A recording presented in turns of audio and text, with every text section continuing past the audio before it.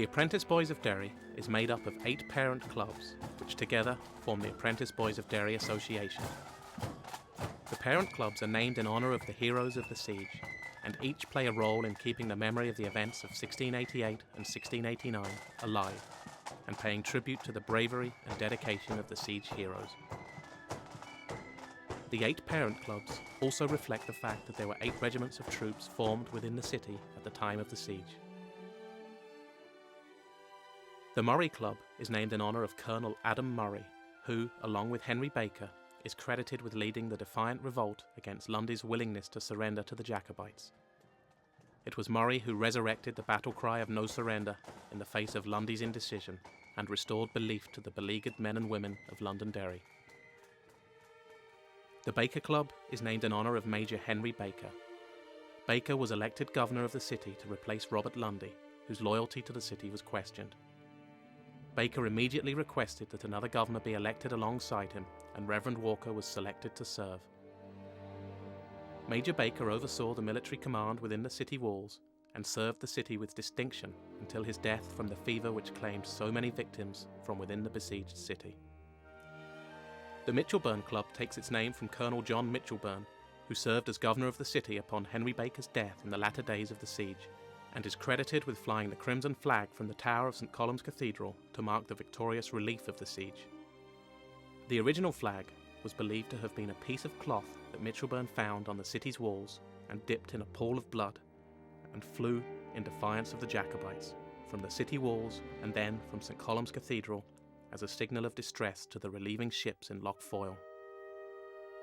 The crimson flag remains to this day the emblem of the siege, and the colour is worn on the collarette of every apprentice boy.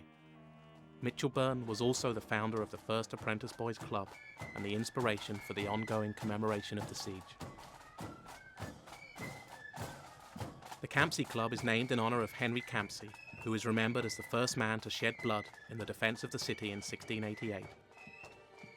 It was Campsie who led the original 13 apprentice boys in closing the gates of the city in the face of the Jacobites, and it is reported that he was badly wounded while leading his colleagues to secure the city magazine and armoury.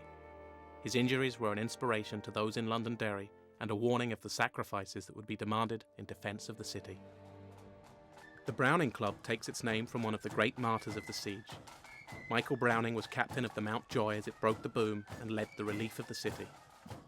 Browning was also a native of Londonderry and perhaps had a more personal interest in relieving the city than most. However, after breaking the boom, the Mountjoy ran aground and was attacked from the shore by Jacobites. Browning was killed in the attack and his body brought into the city that he helped to save, where it is today buried in St. Columb's Cathedral. Perhaps the most noted figure of the siege is Reverend George Walker. A native of County Tyrone, Reverend Walker sought refuge in Londonderry as the siege preparations were underway. He swiftly took on a leadership role, both as a churchman and a soldier. He was elected joint governor of the city with Henry Baker and was a popular leader with the people of the city. His place in history was secured with the rapid publication of his account of the siege of Londonderry, a history of the siege that was published within weeks of the relief of the city. Walker was immortalised in Follingsby's portrait of him pointing to the relieving ships in Lough Foyle, an image that was reproduced on top of Walker's pillar, a 90-foot-high memorial to the siege that was destroyed in the Troubles in 1973. The Walker Club is named in his honour. The 2 remaining clubs of the Apprentice Boys are the No Surrender Club, named for the battle cry of the original Apprentice Boys as they closed the gates to the city, and the Apprentice Boys of Derry Club, which was originally formed by Mitchelburn back in 1714. Through the naming of these clubs and the activities of the Apprentice Boys, the memory of the heroes of the siege is kept alive today and for generations to come.